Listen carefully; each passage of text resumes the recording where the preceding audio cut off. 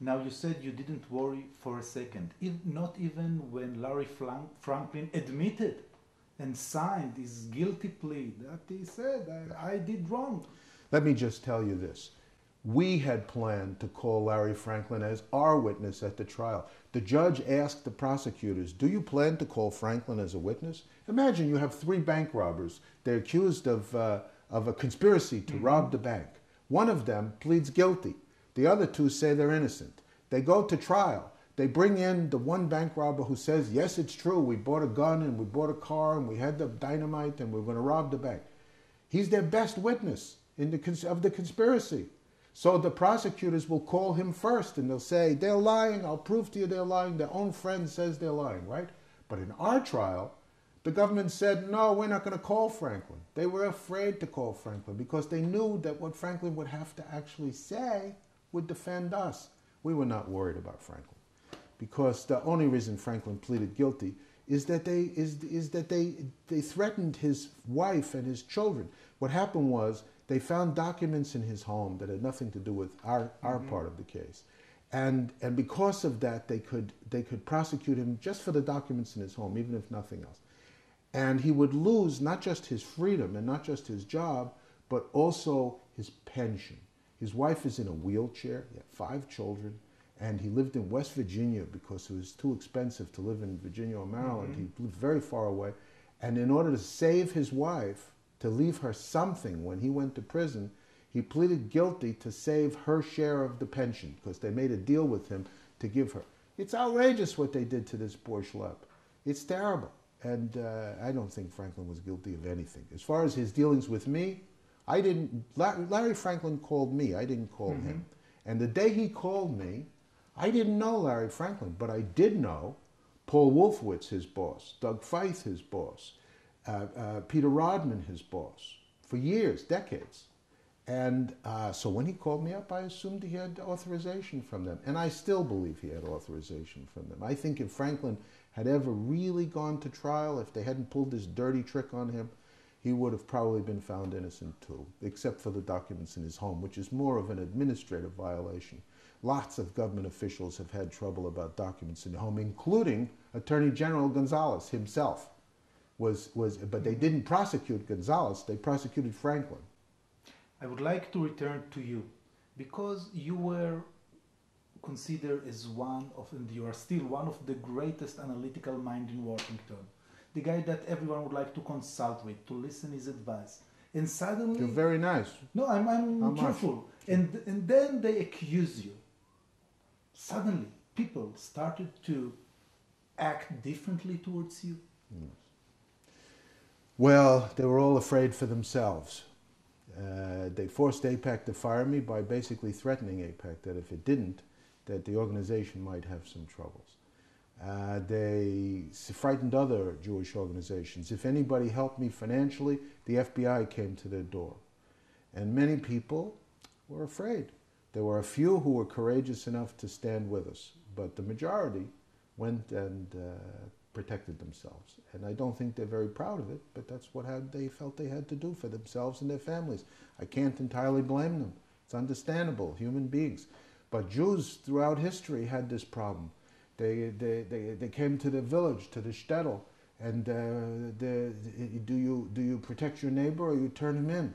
Unfortunately, it has a long history, and the behavior here wasn't so wonderful. And it tells you that it can still happen to Jews today. It's not over.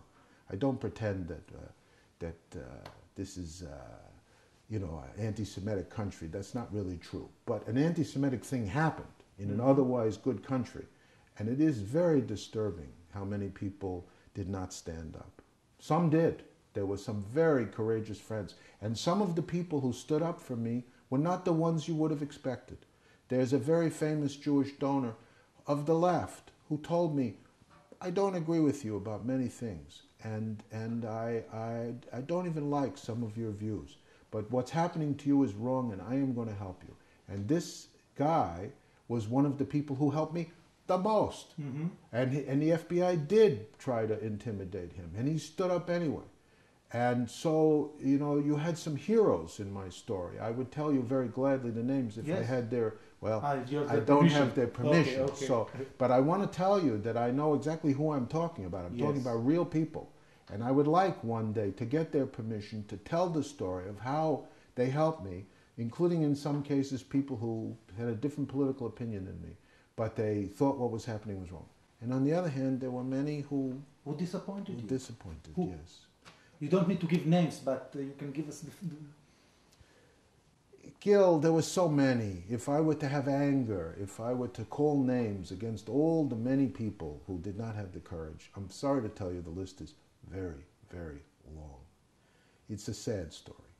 And I think that with the passage of time, I will have the opportunity to talk to some of these people and maybe to help them see that it's important sometimes to look at it a little differently. Do you feel angry? It's only human, but I learned that anger is something you do to yourself. It's not good to be angry. In the end, it's not the point. I feel more sorry than angry about some of the things that happen. You know, just it makes me sad when I think of the basically good people who did the wrong thing. I'm sorry to tell you that so often in history, what makes evil possible is that so many good people do not fight.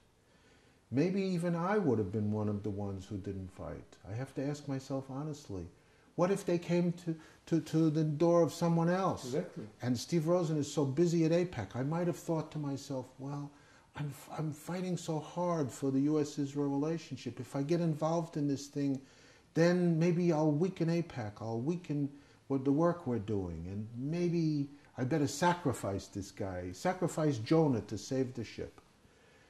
It's understandable. I don't say there isn't something to be said for it, but there's a real dilemma. And I'm the person who got sacrificed along with Keith Weissman. So it's a little hard for me to feel so good about it. But I think we will have an opportunity over time to deal with it. The other aspect is it's important for people to do the right thing now, to make sure this never happens again. For one thing, I tell you straight, they should help me get back on my feet. I'm a person who has terrible financial problems. I did nothing wrong, and I have terrible financial problems. This is wrong. They should make it right. I won't name names here, but they know who they are. They should make it right. You mean AIPAC, basically, no? I don't want to discuss it on television, but there are things that should happen that are not happening. I'm very sorry to tell you, there are things that should be happening, that should have happened on Friday morning at 9 o'clock. The Justice Department dropped this case. At Friday morning at 9:05, I should have gotten a telephone call that I did not get, and I have not gotten yet. And that's wrong. In fact, instead of that call, I got a different call of a very different kind that was not the right message at all. And people should look to their conscience and ask themselves, what are you doing? If you were asked, and this is not the situation right now, to return to your old position, would you at all consider it? Yes. Not because I don't have some feelings about the injustices that were done to me, but AIPAC is a very important organization. The U.S.-Israel relationship is too important to focus only on one mistake that AIPAC made. AIPAC is a very important organization with a huge responsibility. I believe in it. It was my life work. Yes. It's the only place, it's the only organization big enough to carry this responsibility. There are other organizations, but they're small. What is needed is a huge entity like AIPAC. And only inside AIPAC can you connect the parts as well as they're connected. Meanwhile, I think AIPAC would be better off with me there. I'll tell you the truth. I think they're weaker without me there, and I'll tell you straight. And I think if they were honest, they would admit it. So it's a mistake that we're separated. The FBI did it, and we should undo it. But they have to want to undo it, and so far I don't see that. So I'm hoping that the day will come when they will wake up and make things right. They have to make me whole. They have to undo certain damage that was done to me. But I'm not looking for revenge or to make trouble or to play into the hands of the enemies of Israel and AIPAC. I'm not going to be a tool for Walton Mearsheimer and all this slime out there. As far as I'm concerned, they should all go jump in the lake.